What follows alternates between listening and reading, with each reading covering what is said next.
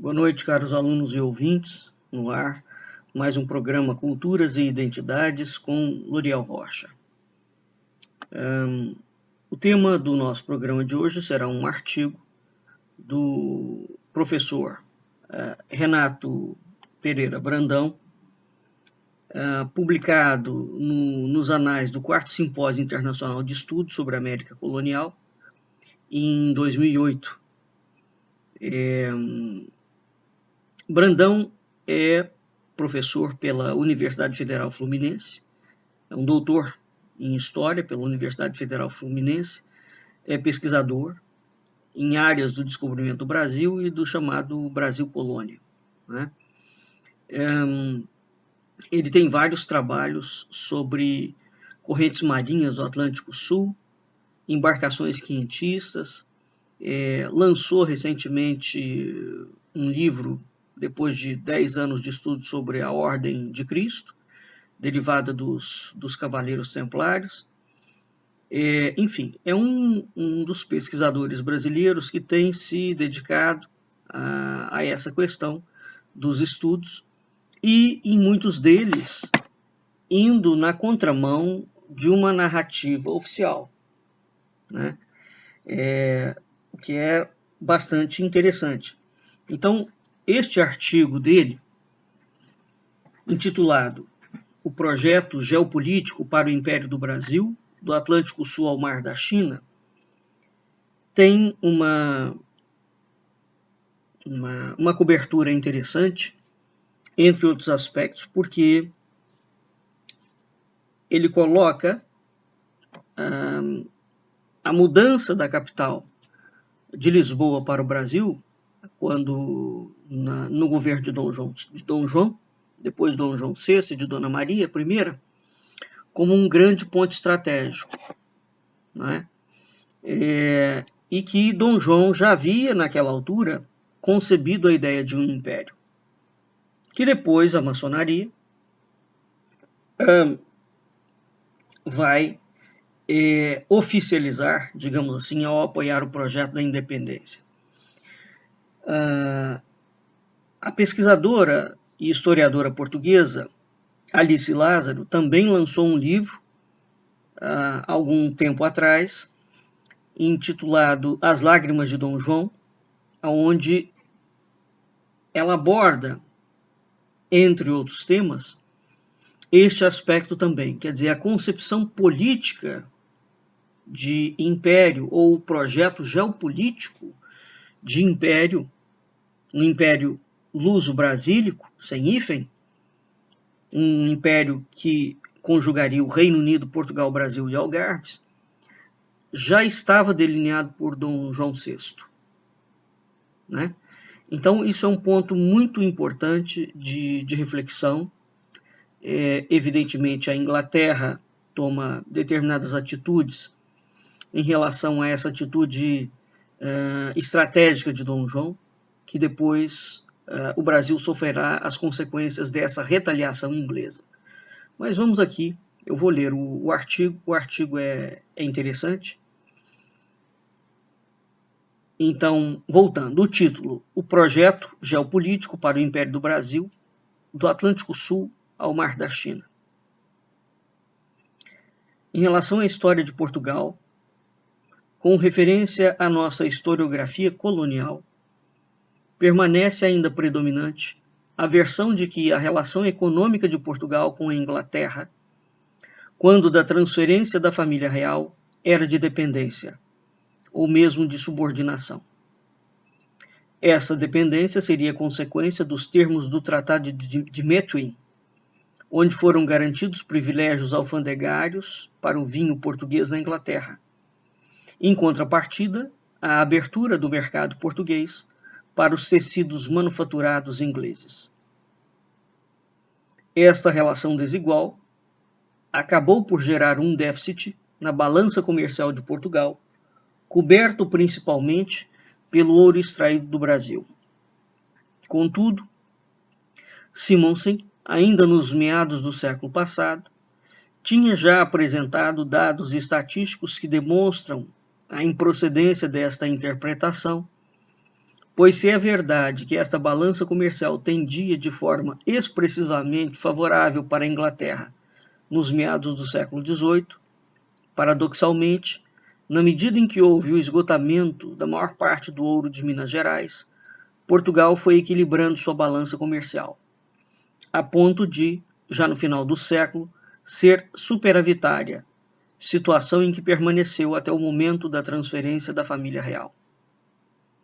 Veja, esse primeiro parágrafo que introduz o artigo dele é muito importante. Evidentemente que ele se refere ao termo colônia, né, historiografia colonial. Nós já tivemos vários programas, aliás, a origem do Culturas e Identidades começa exatamente com uma série de programas meus que duraram, aulas que duraram por volta de 2 a 3 meses, se não me falha a memória, abordando a temática de colônia, né, com a qual eu não concordo em absoluto. Mas isso é o que viceja na maior parte da historiografia nacional. Quer dizer, a introdução de uma palavra no momento que ela não existia e dentro de um contexto e de um conceito que nunca existiu político-administrativamente em Portugal. Mas, enfim, o que é importante aqui também é apresentar esta versão de que Portugal não era um país lá tão pobre, como se diz, e tão dependente politicamente da Inglaterra. Os dados que ele apresenta aqui do ouro do Brasil, esses dados já foram questionados.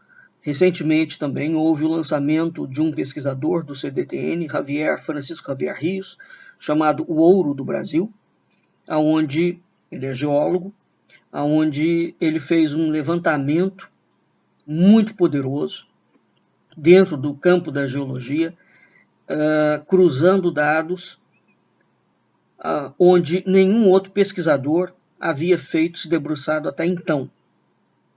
Isso significa que todas as pesquisas e todos os livros que falam da exploração de ouro do Brasil dentro da historiografia brasileira estão absolutamente incorretas, né? Nunca foram feitas as pesquisas que Rios realizou recentemente, nessa obra O Ouro do Brasil. O que ficou demonstrado, entre outras coisas, é que a maior parte do ouro extraído do Brasil nunca foi para Portugal. A Inglaterra, de fato, foi o maior depositário, mas não por via direta, por via de rapinagem, de roubo mesmo, né? Por volta de 10, 15% no máximo do ouro que era produzido no Brasil ficava no Brasil. O resto foi roubado, literalmente. Ouro, pedra preciosa, tudo. E apesar dessa rapinagem desenfreada da Inglaterra, veja, aqui entra o dado do Brandão. O Portugal conseguia, portanto, administrar esses recursos, né, de modo que era superavitário. Vamos lembrar que Portugal foi o maior império marítimo do século XVI. Né? Toda a história de Portugal é uma história que vai construindo gradativamente um império marítimo e um poderio econômico de igual monta. Esse poderio foi largamente destruído quando morre Dom Sebastião e Portugal passa para a coroa espanhola. Isso dura até 1630. Então, no século XVIII, nós temos 3 reis em Portugal. Nós temos Dom João V, Dom José I e Dona Maria. Né? Portanto, a gente tem do século XVII para o século XVIII uma pequena margem de tempo e Portugal, efetivamente, veja que, segundo Brandão, apesar de todas as dificuldades da anexação, né, da morte de Dom Sebastião, enfim, de todos aqueles processos, da expulsão dos jesuítas, quando a família real vem para o Brasil está superavitário, portanto o Brasil tem dinheiro. Continuando. Recentemente, Arruda retomou essa perspectiva ao reafirmar a vitalidade da economia portuguesa no início do século XIX, que para ele era devida primordialmente à reexportação de produtos agrícolas brasileiros por parte da metrópole. Considera ainda que a dependência frente aos britânicos seja consequência da transferência da corte para o Brasil, o que veio a favorecer principalmente aos interesses mercantis britânicos, devido à forma perspicaz com que foi estabelecido a favor dos ingleses os termos da Convenção Secreta de Londres. O que é a Convenção Secreta de Londres? Bem, isso é um assunto sobre o qual muito pouca gente fala. A meta principal, existe uma obra, um artigo de Arruda, José Robson de Andrade, que é o que ele está colocando, Uma Colônia entre Dois Impérios. A meta principal do desejo de Canning foi consumado. Havia uma combinação entre uma pressão militar e exigências diplomáticas. O Stanford, que era um arguto diplomata, ele buscava dissipar os temores de Dom João VI, oferecendo-lhe a perspectiva de um futuro seguro, cuja finalidade última era a consecução de um projeto que mobilizava a transferência da corte portuguesa para o Brasil. Tanto que a Inglaterra, portanto, defendia a posição ou o direito de estabelecer com o Brasil relações de soberano e de vassalo, né? E exigia a obediência a ser paga como preço de proteção. Mas Dom João não aceitou isso. A Inglaterra não se torna soberana e nem o Brasil vassalo da Inglaterra. Mas a Inglaterra cobra um preço muito alto pela proteção que ela dá à transferência da corte, né? Então, foram essas vantagens auferidas no comércio do Brasil durante séculos pelos portugueses que os ingleses se apropriaram. Veja, os ingleses já estavam roubando o ouro brasileiro, né? Então, esse tratado, o tratado secreto, né, entre Portugal e Inglaterra, efetivamente acabou gerando um saldo positivo ali para a Inglaterra ao longo do tempo. Então perceba que esses pontos têm que ser melhores estudados, né? A França tensionava tomar conta de toda a Europa e para destruir a influência inglesa, o comércio inglês dentro da Europa, Portugal era necessário. Então Portugal, na verdade, tem o apoio da Inglaterra, sofre a invasão francesa, tem o apoio da Inglaterra, mas a Inglaterra também dá um nó em Portugal, né? Enfim, coisas da diplomacia. Mas a acutilância diplomática e o gênio geopolítico que foi Dom João VI não permitiu. Evidentemente que Portugal não consegue sair entre esses dois impérios poderosos, porque Portugal não consegue sair ileso daquela disputa, né? Bem, então, existe uma discussão que é exatamente esse momento em que a Inglaterra oferece uma proteção no contexto das guerras peninsulares, né, de Napoleão invadindo a Europa inteira, e estabelece uma relação bilateral Brasil-Portugal, que era o mesmo império, fazia parte do mesmo reino, e a concepção de império. Então, a concepção de império é justaposta ao Brasil por Dom João VI. Tá? E essa concepção, ela não tinha como referência única as dimensões territoriais continentais. O que a concepção previa era um projeto geopolítico de transferência do centro administrativo do Império Ultramarino, fortalecendo o papel do Atlântico Sul. Veja, nós estamos falando de um modelo econômico que somente agora, com os BRICS, ele foi discutido. Dom João VI tenta implementar isso. Ele visava fortalecer o papel do Atlântico Sul como eixo integrador na relação com o hemisfério norte, fazendo uma aliança, porque Portugal estava também, com o complexo mercantil índico e o Mar da China. Somente o Jânio Quadros, por influência do Agostinho da Silva, do filósofo português Agostinho da Silva, e com o apoio do seu secretário particular Zé Aparecido de Oliveira, o Jânio é que retoma esse projeto da chamada política externa independente, onde o eixo sul-sul vem a ser retomado.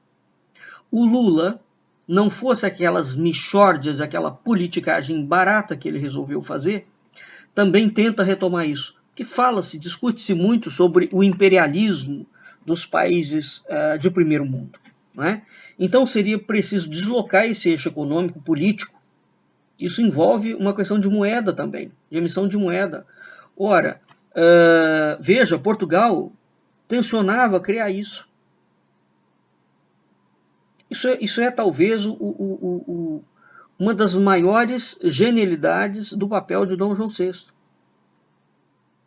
Né? E, evidentemente, que a Inglaterra percebeu isso. Não é? Bem, continuando.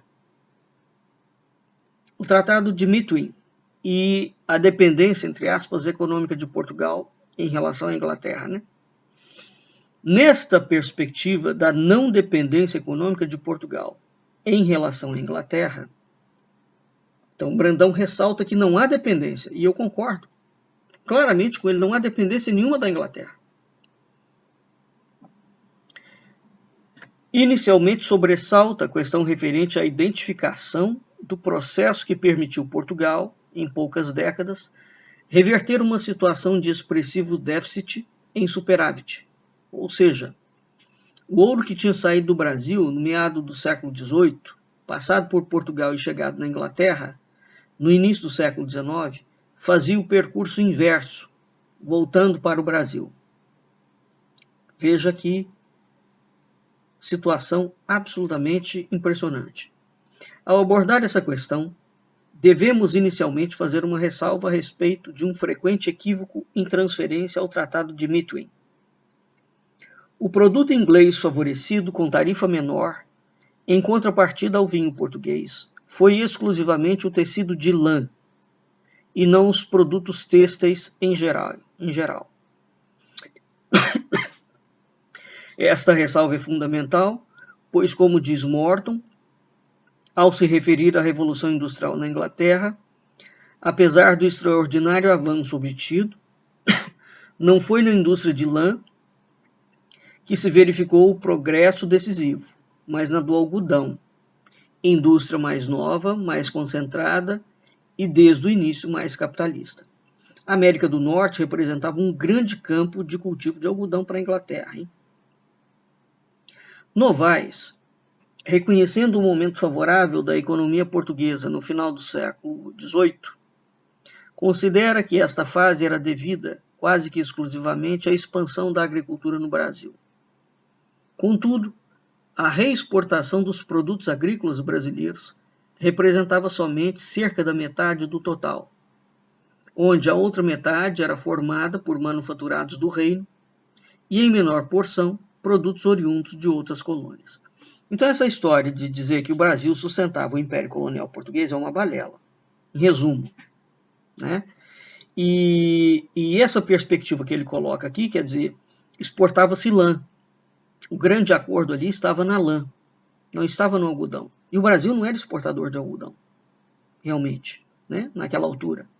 Por outro lado, a criação de ovinos, né, e de caprinos, ou seja, bichos que produzem lã, é que tem que ser melhor estudado. Quem eram esses produtores? Assim, em paralelo aos investimentos na agricultura no Brasil, a partir do meado do século XVIII, o Estado português passou também a atuar diretamente na expansão das manufaturas portuguesas. É só dar uma lida na quantidade de livros e de despachos que existem no que diz respeito à produção agrícola do Brasil para se verificar a grande preocupação portuguesa e o grande investimento português em relação a isso. Quer dizer, naquela altura, aqueles investimentos representavam o que havia de mais avançado em termos de tecnologia, né? Então, a visão que nos é passada de Portugal, administrativamente falando, ela é criminosa pela historiografia brasileira, em sua grande medida. Ela é criminosa porque ela é mentirosa. E toda essa mentira foi feita para legitimar a independência brasileira, que é um processo da maçonaria, e depois a república. Quer dizer, tudo que veio antes da coroa portuguesa é tido como péssimo, né? Voltando. Assim, em paralelo aos investimentos na agricultura no Brasil, a partir do meado do século XVIII, o Estado português passou também a atuar diretamente na expansão das manufaturas portuguesas. Sob sua égide foram fundadas diversas fábricas, como a Real Fábrica das Sedas de Lisboa, a de tecidos de Alcobaça, de louça também em Lisboa, de chapéu em Pombal e os lanifícios em Fundão e Porto Alegre, além de patrocinar a contratação de mestres estrangeiros, principalmente da França, Inglaterra e Itália. Desta maneira, o fomento das manufaturas em Portugal, concomitante ao da lavoura no Brasil, durante o período deficitário, possibilitou posteriormente que o algodão brasileiro fosse exportando para a Inglaterra, sem a contrapartida da importação de diversos manufaturados britânicos, inclusive têxteis.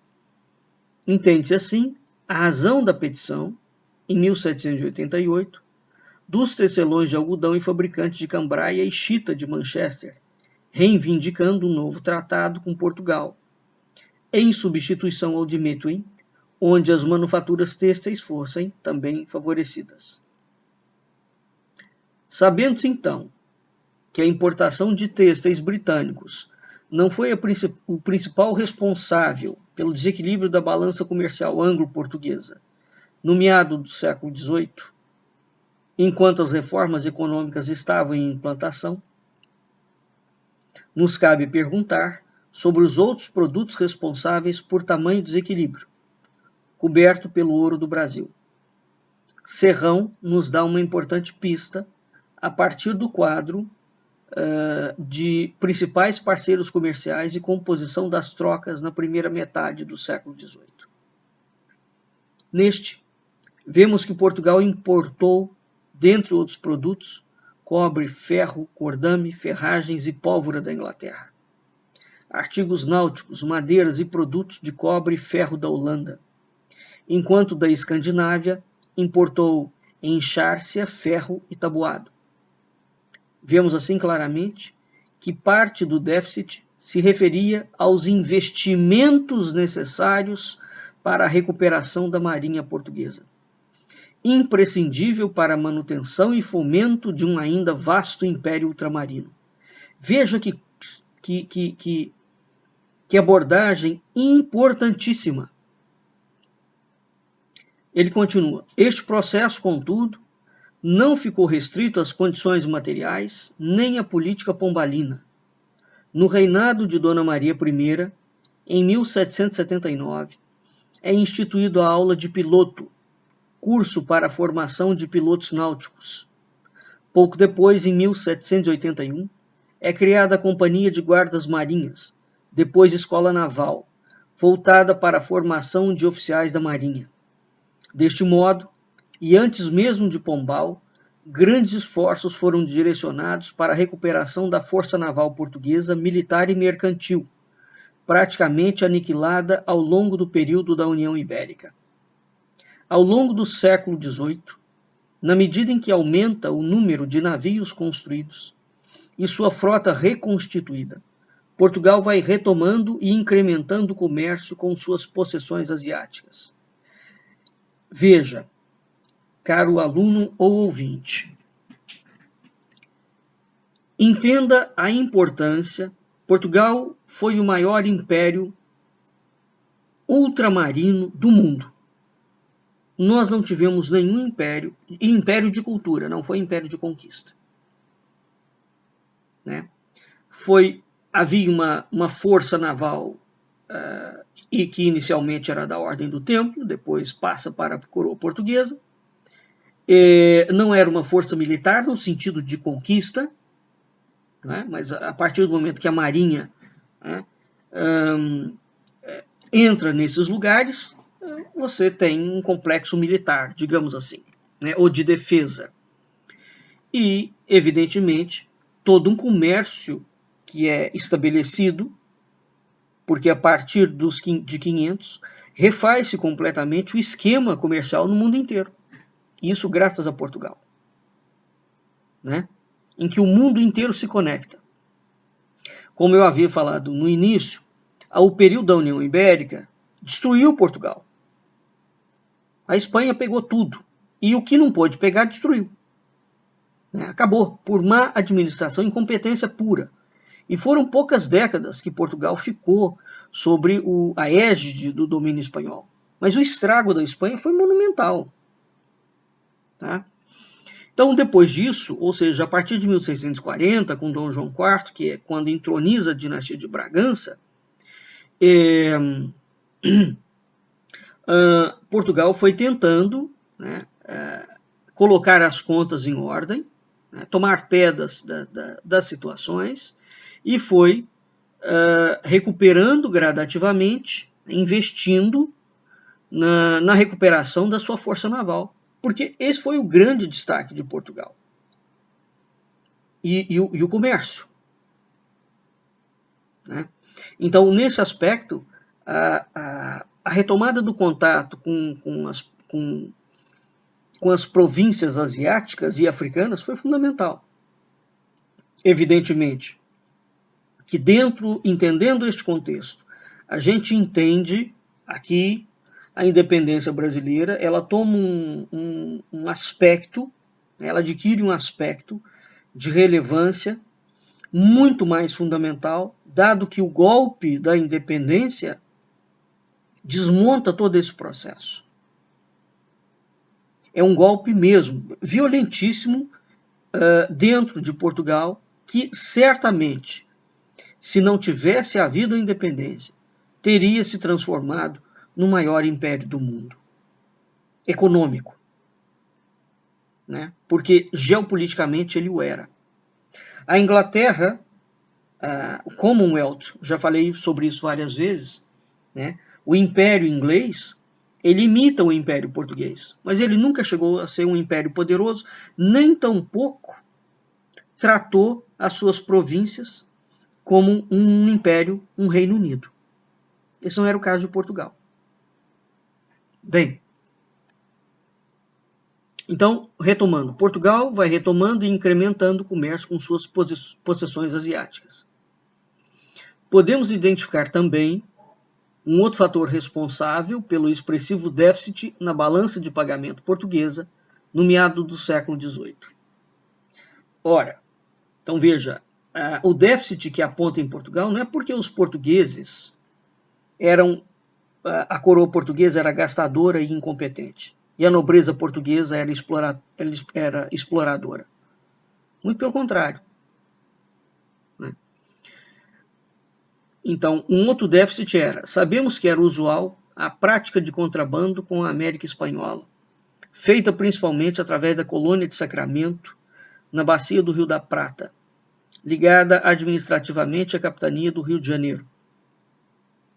Por esta rota de contrabando, a América Espanhola era abastecida não somente por produtos brasileiros e portugueses, como de escravos, obtidos como paga do fornecimento de aguardente e tabaco brasileiros para a África, e também de manufaturados ingleses adquiridos com o ouro saído do Brasil.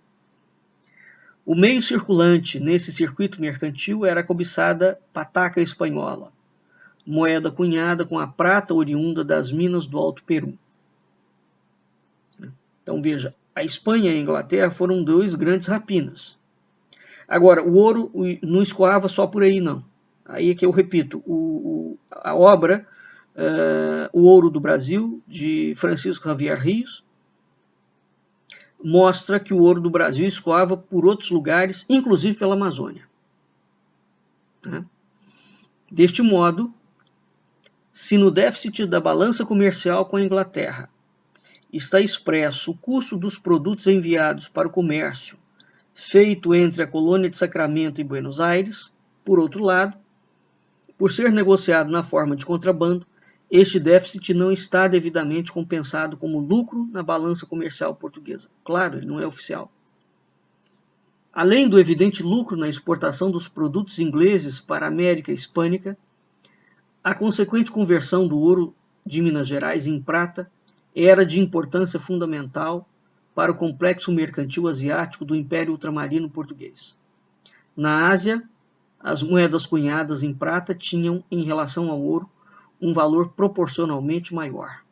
Portanto, ao levar em consideração que no déficit apontado no trato mercantil português, do meado do século XVIII, estão expressos os recursos investidos na implantação de complexo manufatureiro, na expansão do comércio asiático e na recuperação da marinha mercante de guerra, além de não expressar os lucros obtidos no comércio estabelecido na América entre os domínios de Espanha e Portugal, podemos observar que neste déficit estava sendo gestado o futuro superávit. Isso é o contrário completo de uma coroa incompetente, que a historiografia brasileira, em linhas gerais, traça, não é? Com o avanço dos ingleses na Índia e com a tomada de Mascate e Ceilão, veja, a Inglaterra destrói a Índia, hein? Quando anexa, né? Literalmente destrói. A Índia era o maior produtor de produtos têxteis manufaturados do mundo. A Inglaterra acabou com a Índia, literalmente. Com o avanço, e com a China também, com o avanço dos ingleses na Índia e com a tomada de Mascate e Ceilão pelos holandeses, os interesses portugueses na África se voltaram principalmente para a China, onde a coroa tinha posse de Macau.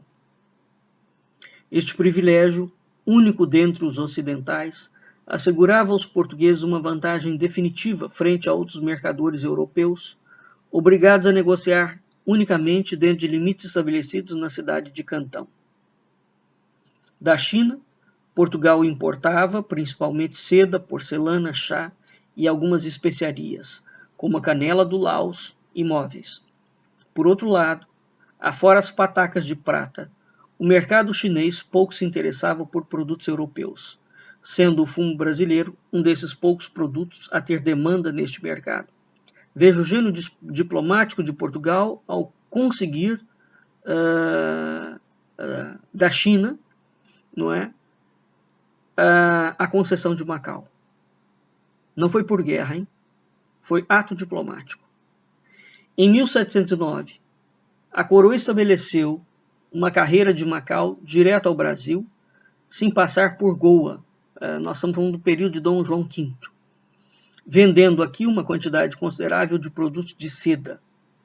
Em 1727, o rei de Portugal enviou uma missão ao imperador da China a fim de estabelecer o trato do tabaco brasileiro.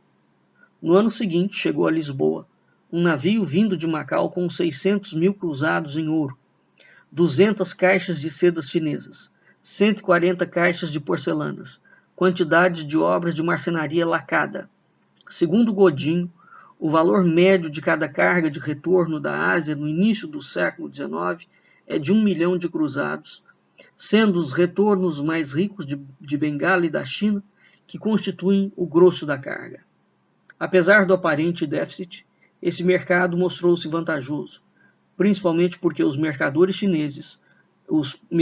portugueses convencem os chineses a comprar quantidades crescentes de tabaco, o que reduz a parte das espécies argênteas. Ora, esse comércio foi tão intenso Quem for a Portugal, a Lisboa, basta dar uma ida ao Museu Nacional de Arte Antiga para verificar as peças em exposição ali, tanto da China quanto do Japão, né? Os hábitos que Portugal vai introduzindo no mundo inteiro através desse contato. Isso sem considerar a introdução dessa influência chinesa na própria arte sagrada católica, não é? Há inúmeros painéis, retábulos dentro das igrejas, inclusive brasileiras, com temas chineses. Não é? E o que a China tem a ver com o cristianismo? Teoricamente nada, não é? Isso faz parte desse intensíssimo e profundo projeto de comércio que existia entre a coroa e a China. Bem, voltando. Assim, dentro do contexto do Império Português, Macau não estava ligado unicamente à metrópole, mas também ao complexo mercantil do Atlântico Sul, não só por ser o Brasil o intermediário na aquisição da prata hispânica, mas também como fornecedor de tabaco, que tinha na China o principal mercado asiático. Todavia, a partir da segunda metade do século XVIII, o mercado chinês se tornou cada vez mais importante também para a Inglaterra, devido ao incremento do consumo de chá na sociedade inglesa. Para compensar tal despesa, a Companhia das Índias Orientais Britânica se voltou para o lucrativo mercado do ópio, procurando incrementar a exportação deste entorpecente que era produzido na Índia para a China. Então, a Inglaterra, uma das formas da Inglaterra acabar com a China foi viciar a China em ópio, né? Olha, a Inglaterra, enquanto império, foi uma das coisas mais terríveis do mundo, né? Em 1793, ano em que Luís XVI foi guilhotinado, Dona Maria I já está no trono, né, como rainha de Portugal. O monarca britânico envia ao imperador da China, Qianlong, uma grande embaixada sob o comando do Lord Macartney, com a finalidade de deixar em Pequim um encarregado de negócios e fazer um tratado de comércio que permitisse aos ingleses negociarem em outras cidades, além de Cantão. Contudo, o imperador nada concedeu aos ingleses. Em 1802, no desenrolar das guerras napoleônicas, enquanto Portugal deveria ter na Inglaterra uma fiel aliada, o governador-geral da Índia, Lord Wellesley, irmão mais velho do futuro Duque de Wellington, enviou uma expedição militar britânica de Bengala à China para tomar Macau de seus aliados portugueses. Contudo, as autoridades chinesas de Cantão impediram a investida britânica. Isso é um fato que ninguém aborda. Em 1805, Napoleão encaminha ao príncipe regente, Dom João, uma nota diplomática exigindo declaração de guerra de Portugal à Grã-Bretanha.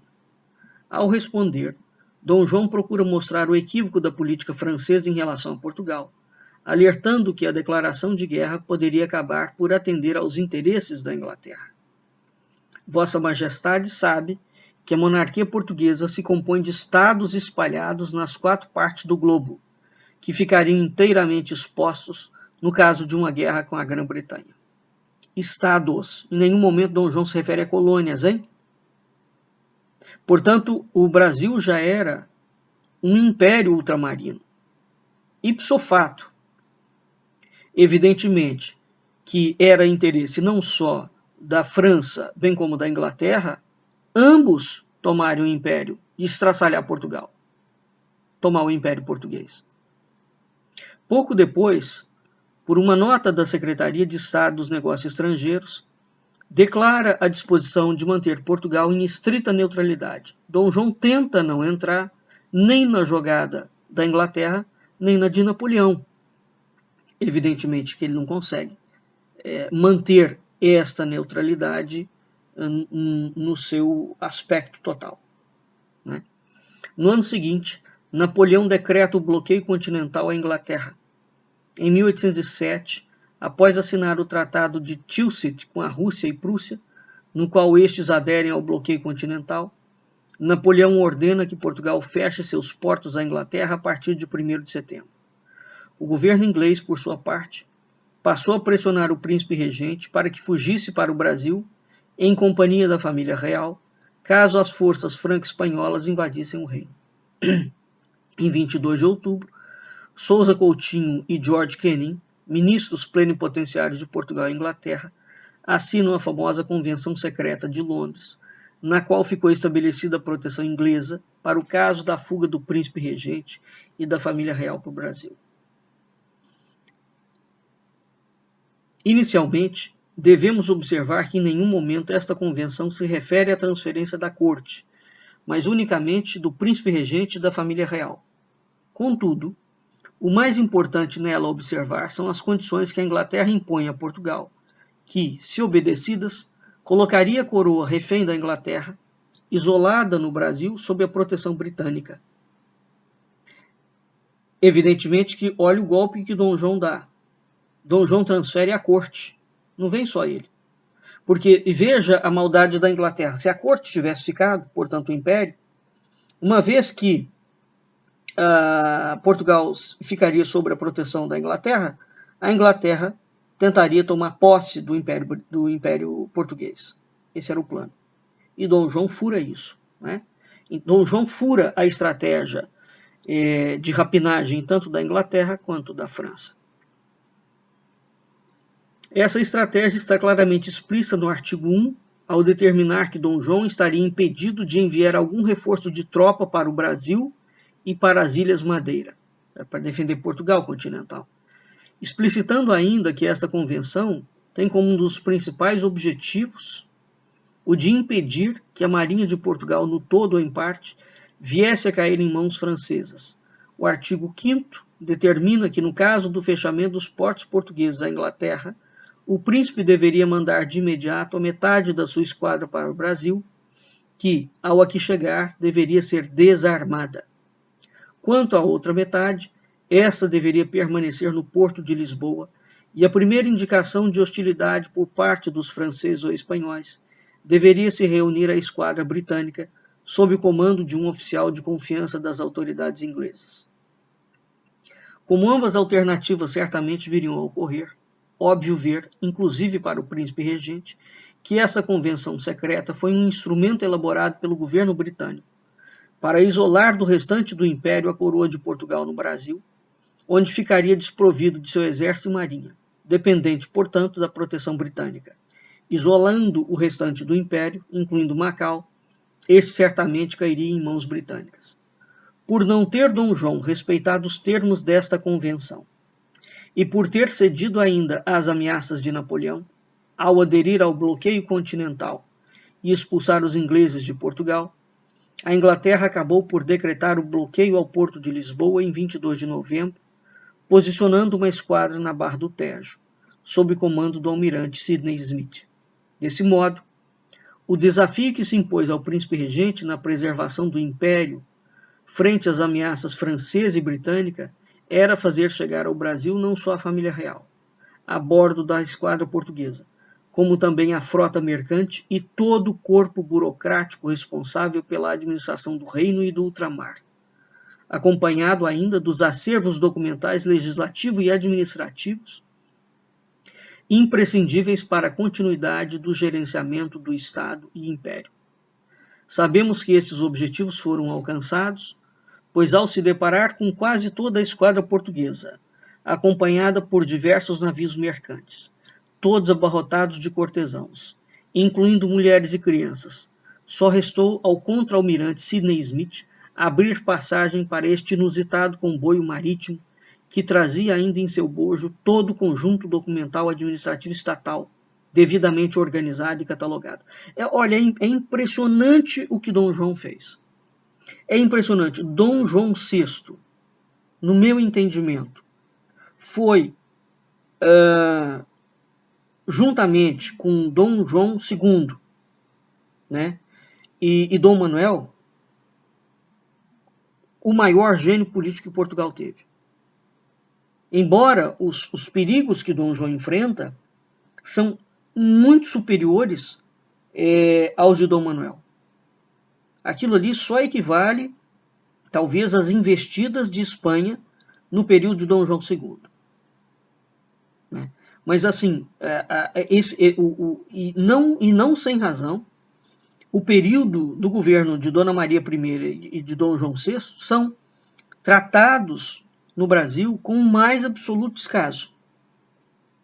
Porque quando vier à baila, efetivamente, o que realmente aconteceu naquela altura, não tem como legitimar o golpe da independência. Né? Bem, certamente acreditando que a notícia da transferência de toda a corte, e não somente da família real, demoraria a chegar ao longínquo Macau, ainda neste mesmo ano de 1808, quando a corte ainda aqui se instalava, os britânicos prepararam uma nova frota para tomar Macau dos portugueses. Em 11 de setembro, o almirante Drury aportou em Macau, entregando uma intimação de Lord Minton ao governador Bernardo Aleixo, onde se refere aos desastres de Portugal, exigindo a entrega da cidade aos protetores britânicos. O governador, por sua vez, se negou a acatar tal intimação enquanto não chegam ordens do Brasil ou de Goa. Como tal ordem não chegava, já que nunca foi emitida pelo príncipe regente, o almirante Drury ameaçou tomar Macau à força. Os portugueses, contudo, resistiram, apesar de ameaçados pelo almirante inglês de serem atacados à baioneta. Após 3 meses na tentativa de tomar Macau por ameaça e persuasão, Drury desembarcou sua tropa para tomá-la pela baioneta. Porém, se deparou com uma linha militar chinesa, pronta a enfrentá-lo, ao ter um dos seus homens atingido pelo fogo da tropa chinesa. Drury optou por recuar, embarcando novamente a tropa. Por fim, o almirante britânico partiu com sua frota da China em 22 de dezembro de 1808, de volta para Bengala. Consideramos que, ao Dom João fazer com que a esperada fuga da família real, conforme planejada pela diplomacia britânica, se transformasse em uma transferência de todo um aparato de Estado, teria sido quem, neste episódio, conseguiu verdadeiramente alcançar sua meta principal, e não Canning, como acredita Arruda. Assim, a combinação entre a aparente hesitação e a perspicácia portuguesa acabou por superar a combinação entre a pressão militar e a diligência inglesa. A contrapartida, todavia, não se fez muito esperar. O Tratado de 1810 e a Guerra do Ópio foi a resposta da coroa britânica no revés sofrido, ao procurar colocar o Brasil na condição de sua semicolônia e usurpar Macau do Império Ultramarino Português.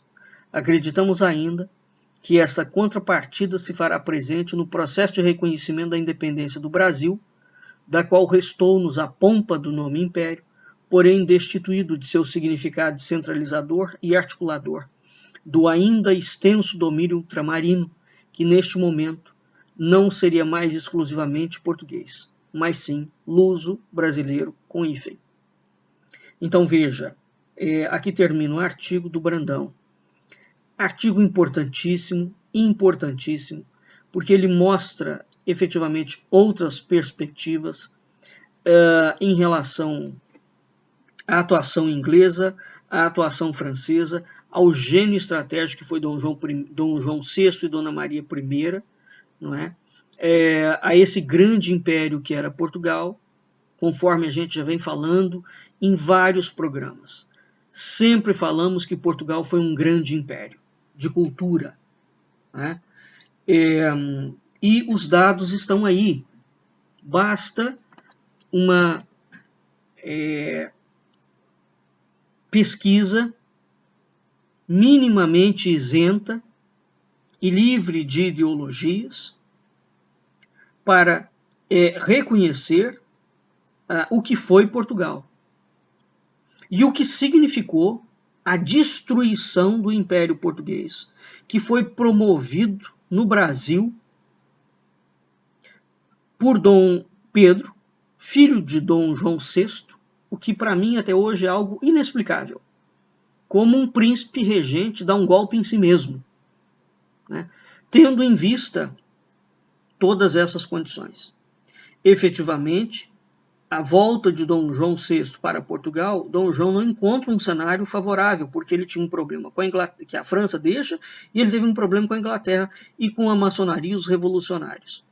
Então, um ponto fundamental no entendimento dos movimentos revolucionários, sobretudo da maçonaria e da independência, é a criação de uma nova modalidade mercantil no mundo.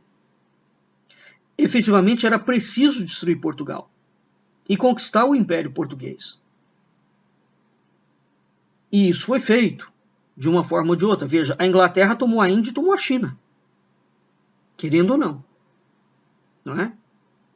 E a Inglaterra destruiu aquele eixo sul-sul. No século XX,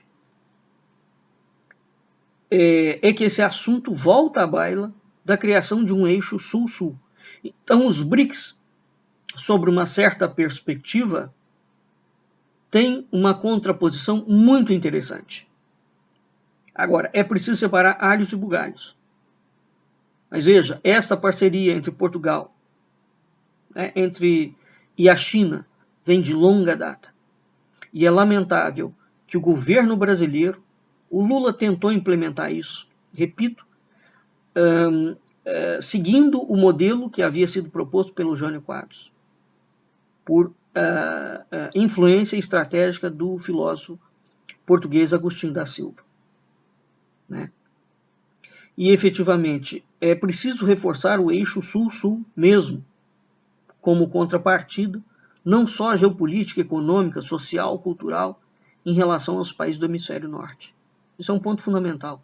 Então, isso que o governo desse miliciano que está agora ocupando a presidência da República, esse Bolsonaro está fazendo, de subserviência do Brasil à América do Norte, não há nada pior do que isso. É preciso, de fato, criar um eixo sul-sul. Infelizmente, os presidentes que ocupam a cadeira de presidência do Brasil, nenhum deles se equipara ao gênio estratégico de Dom João VI, nem tampouco aquela visão lúcida que teve o Jânio Quadros, que infelizmente não concluiu seu governo, e uma das razões foi efetivamente o projeto de política externa independente. Ele foi obrigado a ser saído do governo pela maçonaria, porque efetivamente isso altera completamente os interesses do hemisfério norte. Bom, nós vamos ficando por aqui e esperamos que esse programa tenha ajudado essa aula tenha ajudado a elucidar um pouco mais o que foi Portugal e o que era o Brasil enquanto fez parte do Reino Unido de Portugal, Brasil e Algarves. Até a próxima aula.